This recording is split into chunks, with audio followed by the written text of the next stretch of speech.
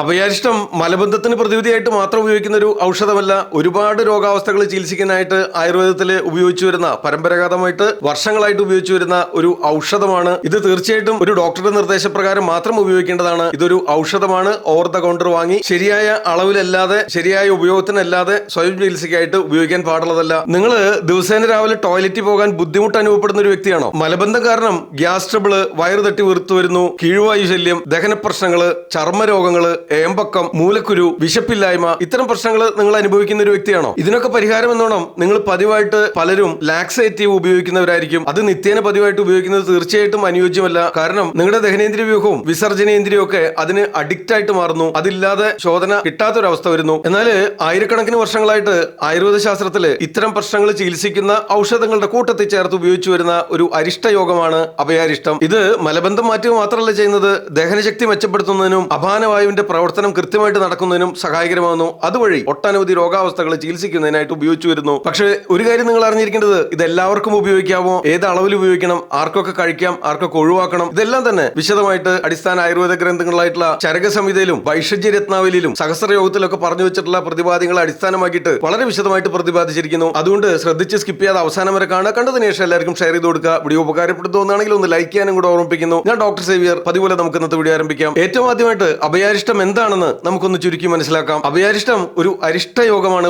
ഒരു അരിഷ്ട കൽപ്പനയായിട്ട് വൈഷജ്യ രത്നാവിലും മറ്റ് ആയുർവേദ ഗ്രന്ഥങ്ങളിലും പറഞ്ഞു വെച്ചിരിക്കുന്നു. ഇതൊരു മെഡിസിൻ ആണ്. അത് നിങ്ങൾ മനസ്സിലാക്കിയിരിക്കണം. മറ്റെന്തെങ്കിലും ശീതളപാനീയങ്ങൾ വാങ്ങിക്കഴിക്കുന്ന പോലെ ഓവർ ദ കൗണ്ടർ വാങ്ങി കഴിക്കാനുള്ളതല്ല. ഇത് ആർക്കൊക്കെ ഏതളവിൽ എപ്പോ കഴിക്കണമെന്ന് വ്യക്തമായിട്ട് പറഞ്ഞു വെച്ചിട്ടുണ്ട്. ആരൊക്കെ കഴിക്കാൻ പാടില്ലെന്നും പറഞ്ഞു വെച്ചിട്ടുണ്ട്. അത് നമുക്ക് മനസ്സിലാക്കിയിരിക്കാം. അരിഷ്ടങ്ങൾ തയ്യാറാക്കുന്നത് സാധാരണയായിട്ടുള്ള ഔഷധ ദ്രവ്യങ്ങൾ, ഔഷധ സസ്യങ്ങൾ കഷായം വെച്ച് അരിച്ചെടുത്തിട്ട് അതിലേക്ക് ശർക്കരയും ബെല്ലവും ഒക്കെ ചേർത്ത് പുളിപ്പിച്ചെടുത്ത് സൂക്ഷിക്കുന്നതാണ് അരിഷ്ടം. ചില അരിഷ്ട യോഗങ്ങളിൽ തേനും ചേർത്ത് വരാറുണ്ട്. ഇങ്ങനെ പുളിപ്പിച്ചെടുത്ത് സൂക്ഷിക്കുന്നതായതുകൊണ്ട് ഇത് എളുപ്പം കേടുവരുന്നില്ല. നമ്മുടെ ധാതുക്കളിലേക്ക് അത് എളുപ്പം തുളഞ്ഞു കയറുന്നതിനും പെട്ടെന്ന് റിസൾട്ട് ഉണ്ടാക്കുന്നതിനും സഹായകരമാകുന്നു. സ്വാഭാവികമായിട്ട് നാച്ചുറലായിട്ട് സ്വയമേവ പുളിപ്പിച്ചെടുക്കുന്നതുകൊണ്ട് ഇതിൽ സ്വയമേവ സെൽഫ് ജനറേറ്റഡ് ആയിട്ടുള്ള ആൽക്കഹോളിന്റെ അംശം ഏകദേശം 4% താഴെ ഇതിൽ അടങ്ങിയിരിക്കുന്നു. മറ്റ് മദ്യകൽപ്പനകളിലൊക്കെ ഏകദേശം 40% ആൽക്കഹോളിന്റെ അംശമുണ്ട്. എന്നാൽ അരിഷ്ട യോഗങ്ങളിൽ 4-5% താഴെ മാത്രമേ ആൽക്കഹോളിന്റെ ഘടകം ഉണ്ടാകുന്നുള്ളൂ. അതും പുറമേ നിന്ന് ചേർക്കുന്നതല്ല, സ്വയമേവ ഉൽപ്പാദിപ്പിക്കപ്പെടുന്നതാണ്. സെൽഫ് ജനറേറ്റഡ് ആൽക്കഹോൾ ആണെന്ന് അർത്ഥം. അതുകൊണ്ട് തന്നെയാണ്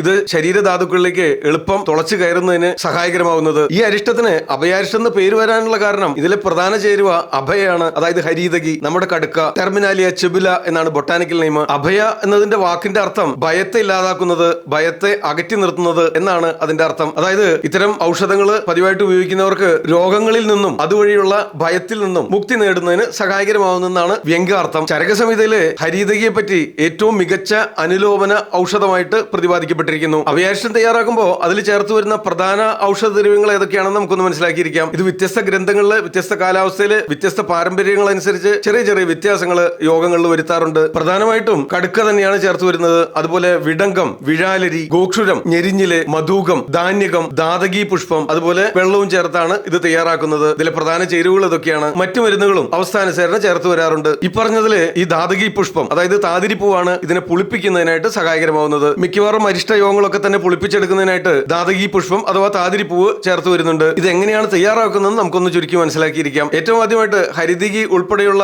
ഔഷധങ്ങൾ കഴുകി വൃത്തിയാക്കി ഉണക്കിയെടുക്കുന്നു. ശരിയായ ശുദ്ധിക്രമങ്ങൾക്ക് ശേഷമുള്ള ഈ ഔഷധദ്രവ്യങ്ങൾ ഉപയോഗിച്ച് കഷായം തയ്യാറാക്കുന്നു. ഈ കഷായത്തിലേക്ക് ബെല്ലമോ ശർക്കരയോ ചേർത്ത് യോജിപ്പിക്കുന്നു. അതിനെ തുടർന്ന് ആവശ്യമായ അളവിൽ താതിരിപ്പൂവും ചേർത്ത് അനുയോജ്യമായ പാത്രങ്ങളിൽ വായു കടക്കാത്ത രീതിയിൽ കെട്ടി ഇത് പുളിപ്പിക്കുന്നതിനായിട്ട് ഏകദേശം 1 മാസത്തോളം സൂക്ഷിക്കുന്നു. ഈ രീതിയിലാണ് അരിഷ്ടങ്ങൾ തയ്യാറാക്കുന്നത്. 1 മാസത്തിന് ശേഷം അത് അരിച്ചെടുത്ത് ഉപയോഗിക്കുന്നു. ഇതിൽ ചേർത്തിരിക്കുന്ന പ്രധാന ചേരുവയായിട്ടുള്ള ഹരിതകിയുടെ ആയുർവേദ ഗുണങ്ങൾ എന്തൊക്കെയാണെന്ന് നമുക്കൊന്ന് പരിശോധിക്കാം. അതായത് ഹരിതകിക്ക്, കടുക്കയ്ക്ക് ലഘു, രൂക്ഷ, അനുലോമന, ദീപന, പാചന ഗുണങ്ങളുണ്ട്. അതുപോലെ തന്നെ ത്രിദോഷങ്ങളെയും ശമിപ്പിക്കുന്നതിന് സഹായകരമാവുന്നു. വാദദോഷത്തെ അനുലോമപ്പെടുത്തുന്നു. വാദദോഷത്തെ നിയന്ത്രിക്കുന്നതിന് സഹായകരമാവുന്നു. ഇത്തരത്തിൽ തയ്യാറാക്കുന്ന അഭയാരിഷ്ടം നമ്മുടെ ശരീരത്തിൽ എങ്ങനെയാണ് പ്രവർത്തിക്കുന്നതെന്ന് മനസ്സിലാക്കാം. ആയുർവേദ ശാസ്ത്രം അനുസരിച്ച് മലബന്ധം അനുഭവപ്പെടുന്നതിനുള്ള പ്രധാന കാരണം അപാനവായുവിന്റെ തെറ്റായ പ്രവർത്തനം വഴിയാണ്. വായുവിനെ അനുലോമപ്പെടുത്തുന്ന പ്രോപ്പർട്ടി ഉള്ളതുകൊണ്ട്, അതിൽപ്പെട്ട ഏറ്റവും മികച്ച ഒരു ഔഷധമായതുകൊണ്ട് വർദ്ധിച്ചിരിക്കുന്ന അപാനവായുവിനെ അനുലോമപ്പെടുത്തുന്നതിന് സഹായകരമാവുന്നു. അതുവഴി മലബന്ധം ശരിയാക്കുന്നതിന് സഹായകരമാവുന്നുണ്ട്. അപാനവായുവിന്റെ പ്രവർത്തനത്തിന് തടസ്സം അനുഭവപ്പെടുമ്പോഴാണ് ഈ മൂലക്കുരുവും ഗ്യാസ് ട്രബിളും വയറു തട്ടി വീർക്കലും ഏമ്പക്കവും ദഹന തകരാറുകളും ചർമ്മരോഗങ്ങളും നടുവേദനയും അരക്കെട്ടിൽ പിടുത്തവും ശോധനക്കുറവും ഇത്തരം രോഗാവസ്ഥകൾ സംജാതമാകുന്നത്. ഏറ്റവും ചുരുക്കി പറയുകയാണെങ്കിൽ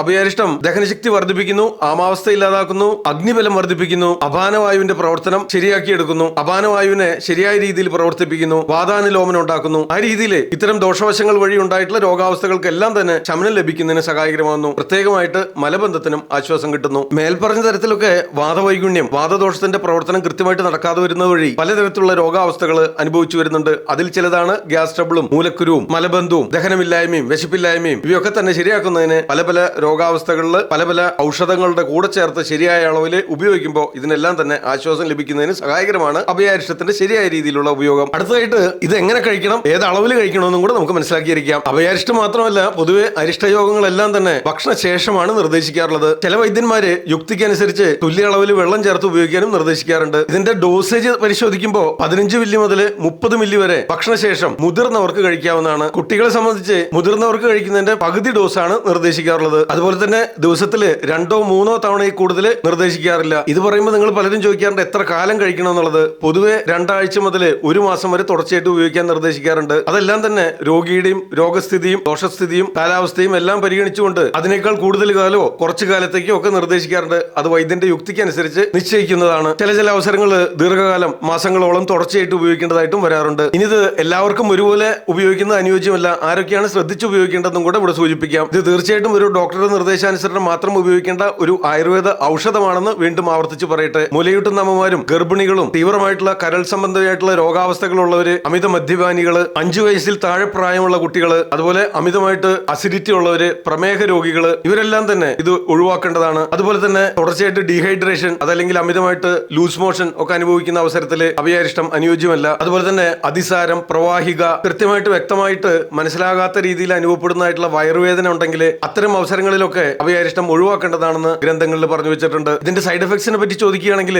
ശരിയായ അളവിൽ ശരിയായ വ്യക്തികൾക്ക് ശരിയായ രോഗാവസ്ഥയിൽ കൃത്യമായിട്ട് പ്രയോഗിക്കുകയാണെങ്കിൽ ഇതിന് പാർശ്വഫലങ്ങളൊന്നും തന്നെ ഇല്ലാത്തതാണ്. മികച്ച ഫലം ലഭിക്കുന്നതിനായിട്ട് ഏതെങ്കിലും ഒരു ഔഷധം സേവിച്ചതുകൊണ്ട് മാത്രം മതിയാകണമെന്നില്ല. ആവശ്യത്തിന് വെള്ളം കുടിക്കേണ്ടതാണ്. പഴങ്ങളും പച്ചക്കറികളും ധാരാളമായിട്ട് ഉപയോഗിക്കേണ്ടതാണ്. നാരുകൾ അടങ്ങിയ ആഹാര സാധനങ്ങൾ കൂടുതലായിട്ട് കഴിക്കണം. ലഘുവായിട്ടുള്ള വ്യായാമം, പതിവായിട്ടുള്ള വ്യായാമ മുറകൾ ശീലിക്കേണ്ടതാണ്. നടത്തം തീർച്ചയായിട്ടും അനുയോജ്യമാണ്. രാത്രികാലങ്ങളിൽ അമിതമായിട്ട് ആഹാരം കഴിക്കുന്ന ഒഴിവാക്കണം. രാത്രിയിൽ കൃത്യമായിട്ട് ഒരു 8 മണിക്കൂറെങ്കിലും ഉറങ്ങിയിരിക്കേണ്ടതാണ്. മലശോധന തോന്നുന്ന സമയത്ത് അത് പിടിച്ചു വെക്കാനായിട്ട് പാടില്ല. ആയുർവേദ ശാസ്ത്രങ്ങളിൽ മലബന്ധത്തിന്റെ ചികിത്സകൾ പറയുമ്പോൾ അത് ആ മലപ്രവൃത്തി ഉണ്ടാകുക എന്ന് മാത്രമല്ല ഉദ്ദേശിച്ചിട്ടുള്ളത്. അത് എന്തെന്ത് കാരണം കൊണ്ടാണ് ആ വ്യക്തിയിൽ മലബന്ധം അനുഭവപ്പെടുന്നതെന്ന് തിരിച്ചറിഞ്ഞിട്ട് ആ കാരണങ്ങൾ ഇല്ലാതാക്കുക, ആ രീതിയിൽ ആ തലത്തിൽ അതിനെ റിപ്പയർ ചെയ്യുക, ഇതാണ് ആയുർവേദം ഉദ്ദേശിച്ചിട്ടുള്ളത്. അതിനായിട്ട് അഗ്നിബലം വർദ്ധിപ്പിക്കുന്നതിന് വേണ്ട രീതിയിലുള്ള ഔഷധങ്ങൾ നൽകുന്നു, വായുവിനെ അനുലോമപ്പെടുത്തുന്നു, ആമാവസ്ഥ ഇല്ലാതാക്കുന്നു, ദഹനശക്തി വർദ്ധിപ്പിക്കുന്നു, അതുപോലെ തന്നെ ദോഷസമത്വം വീണ്ടെടുക്കുന്നു. ഈ രീതിയിലാണ് ആയുർവേദം ഏതൊരു രോഗാവസ്ഥയിൽ എന്ന പോലെ ഇവിടെ മലബന്ധത്തെയും ചികിത്സിക്കുന്നത്. ഇത്രയേറെ ഗുണങ്ങളുണ്ടെങ്കിലും ഇതൊരു ഔഷധമാണെന്ന് മനസ്സിലാക്കണം. സ്വയമേവ നിങ്ങൾ വാങ്ങി ഉപയോഗിക്കാൻ പാടുള്ളതല്ല. നിങ്ങളുടെ ദേഹപ്രകൃതി, ദോഷസ്ഥിതി, രോഗാവസ്ഥകൾ, കാലാവസ്ഥകൾ, ആവശ്യമായ അളവ് എല്ലാം തന്നെ പരിഗണിച്ചുകൊണ്ട് ഒരു ഡോക്ടറുടെ നിർദ്ദേശാനുസരണം മാത്രം ഉപയോഗിക്കേണ്ടതാണെന്ന് ഒരിക്കൽ കൂടെ ഓർമ്മിപ്പിക്കുന്നു. ഇതുമായി ബന്ധപ്പെട്ട് നിങ്ങളുടെ ആരോഗ്യ സംരക്ഷണത്തിനായിട്ട് നമ്മൾ മുൻപ് ചെയ്തിട്ടുള്ള വീഡിയോകളുടെ ലിങ്ക് ഇവിടെ കൊടുക്കുന്നുണ്ട്. നിങ്ങൾക്ക് കയറി കാണാവുന്നതാണ്. നിങ്ങളുടെ അഭിപ്രായങ്ങൾ, നിർദ്ദേശങ്ങൾ, സംശയങ്ങൾ കമന്റുകളായിട്ട് രേഖപ്പെടുത്തുക. ഇത്തരം അറിവുകൾ പതിവായിട്ട് ലഭിക്കാനായിട്ട് ഈ ചാനൽ സബ്സ്ക്രൈബ് ചെയ്യാവുന്നതാണ്. തൽക്കാലം നിർത്തട്ടെ. മറ്റൊരു വീഡിയോയിൽ വീണ്ടും കാണാം. നന്ദി, നമസ്കാരം. ഞാൻ ഡോക്ടർ സേവ്യർ, ആദ്യം ആയുർവേദം.